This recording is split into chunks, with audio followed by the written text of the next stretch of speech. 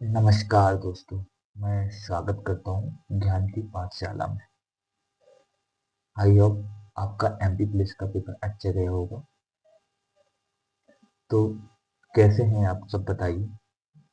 मुझे पता है बहुत सारे लोग डिप्रेशन में रहते हैं कि मैं खुद हूँ, मैं समझ सकता हूँ, इसलिए मैं खुद बिजी रहता हूँ, इन सब चीज़ों में वीडियो बना रहा हूँ, आप लोगों से बात कर रहा हूँ ना। और आपने फिजिकल स्टार्ट कर दिया होगा ना। आई होप मैंने भी कर दिया हूँ, आप लोग भी कर दो। और जरूरी नहीं कि मतलब आप ग्रुप में जाओ ना। अभी अगर आप बाउंड्री को आपको लगता है मेरे नाम आ जाएगा तो आप खुद से कर सकते हो ना। बढ़िया जाइए, वार्म अप कीजिए, 3-4 राउंड लगाइए, पूरा एक्सरसाइज कीजिए ना। बढ़िया, कोई दिक्कत नहीं है। और जैसे कि अपना रिजल्ट आ जाएगा ना, तो उसके बाद आप ग्रुप ज्वाइन कर सकते हैं अगर आपको नाम आ जाता है ना। तो ग्रुप में ऐसा है एक मतलब कि अपना टाइमिंग वाइमिंग सही से आ जाती है। अकेलेपन में ना पर नहीं कर पाते हैं किसी का ना, क्योंकि नहीं कर पाते। मैंने तो भाई, मेरा अनुभव है, मैं अभी तो ग्रुप में हूँ, नहीं कर पाते हैं ना। मैंने कटअप बता दिया हूँ।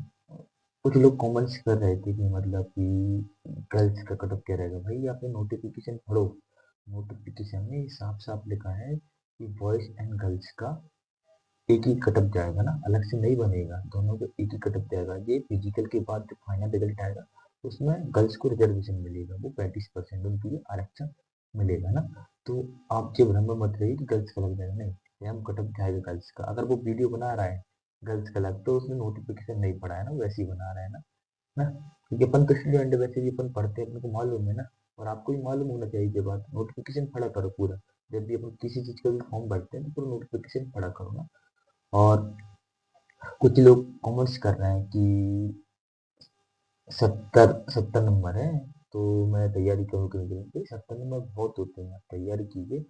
और हर मतलब हर शिफ्ट में 2-3 गलत नंबर आए हैं, मेरे भी कुछ मतलब आंसर नहीं आ रहे थे उनके, मतलब रीजनिंग में ऐसे क्वेश्चन थे कुछ, उनके आंसर नहीं आ रहे थे, बार बार कर रहा था। तो मैं कम से कम मेरे शिफ्ट में 4 क्वेश्चन तो गलत आए थे, ये मैं एग्जैक्ट बता सकता हूँ ना।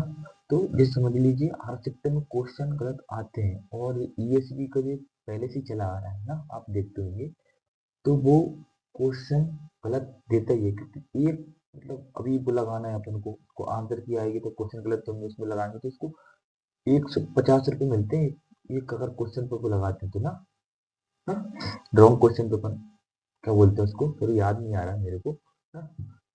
उसको 150 रुपये मिलते हैं, मतलब चार चार क्वेश्चन गलत कर रहा है तो वो कितने पैसे कमा रहा है देख लीजिए। वो पैसे कमाने के लिए तो वो करेगा ये सब, ठीक है। तो आप आंसर की आ जाएगी आज, 15 दिसंबर लास्ट, मतलब आज एग्जामिनेशन है। उसके बाद 3-4 दिन में आंसर की आ जाएगी। और आंसर की आ जाएगी ना तो अपने अपने जो शिफ्ट में जो भी आपने पेपर दिया उसको आप आंसर की को डाउनलोड कीजिए, चेक कीजिए क्या क्या गलत है, क्या क्या सही है, आपने कहाँ का गलती की है, आप लिख लीजिए एक पेन में जो भी गलती की है। और आगे वाले एग्जाम आने वाले हैं, पुलिस के भी आने वाला, होमगार्ड का आने वाला है, बहुत सारी वैकेंसी मध्य प्रदेश में ना। तो आप जो आपने गलती की है वो गलती माना हो। भाई माइनर गलती में नंबर कट जाते हैं। भाई मेरे 72 नंबर आए, मेरे 72 नंबर आए कुल।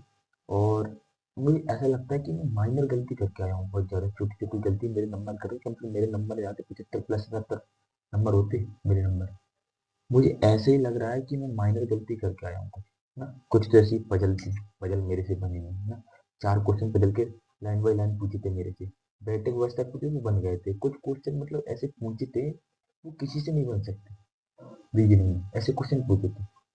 तो और मैं मैथ्स में ऐसा क्वेश्चन गलत करके आ गया यार, मैं क्या बताऊँ। माइनर गलती में करके आया हूँ, कम से कम मेरे पेपर में 77 नंबर होते। मैं वो चेक करूंगा मैं क्या गलती करके आया हूँ, उनको मैं खुद लिखूंगा। तो अच्छा रहेगा अगर आपके आंसर की आएगी, आप उस चीज को नोट कर ले और आप गलती पर ध्यान दो, तो अपना अगले बार पेपर में बहुत अच्छा स्कोर रहेगा ना।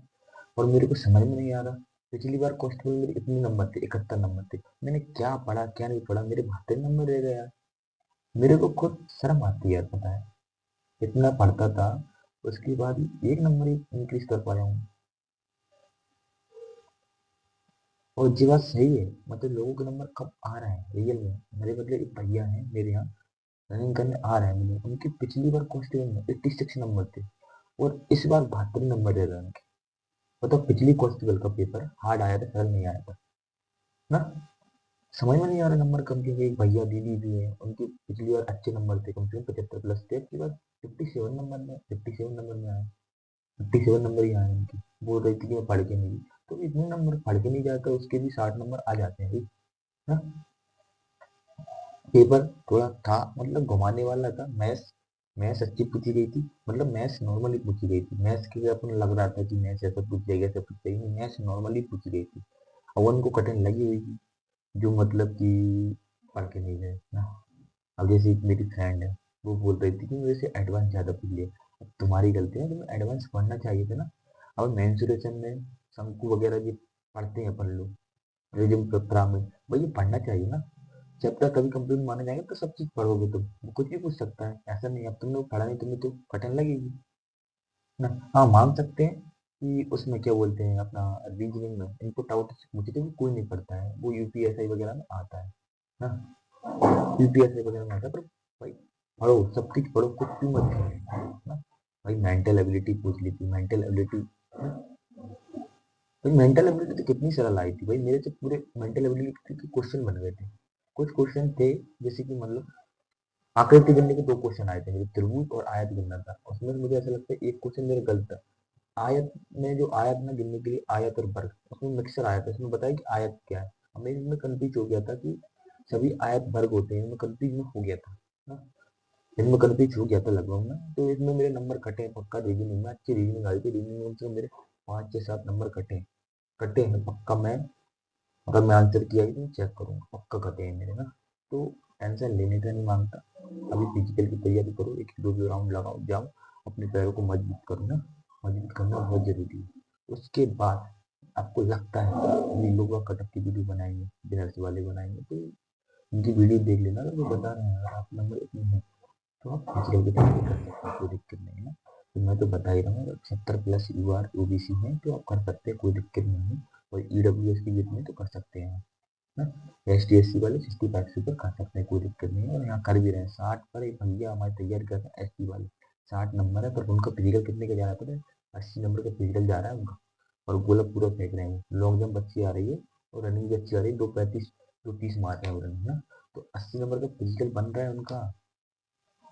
तो मेरा निवेदन है कि आप अगर आपके नंबर है तैयार कीजिए। ये फिजिकल आपको अगली बार कांस्टेबल में और होमगार्ड में काम आएगा। सच बता रहा हूँ, अगर आप अच्छी का फिजिकल अभी करके चलते हैं, अगली बार आप 75 नंबर लेके आ रहे कांस्टेबल, तो समझ लेना आपको सिलेक्शन पक्का है। सिलेक्शन पक्का, कोई नहीं रोक सकता, समझ लेना। तो अब पढ़ाई भी करो, फिजिकल भी करो ना, तो समझ लेना पक्का है आपका सिलेक्शन ना। तो आई होप आप लोग समझ गए होंगे। जय हिंद जय भारत। अभी मैं रख रहा हूँ क्योंकि मेरे मेरे को भी बहुत सारे काम करना है ना। और एक बात ये भाई ना, अगर आप खुद नहीं कमाते हैं तो खुद कमाना सीखिए, माँ बाप के उस पर निर्भर मत रहिए।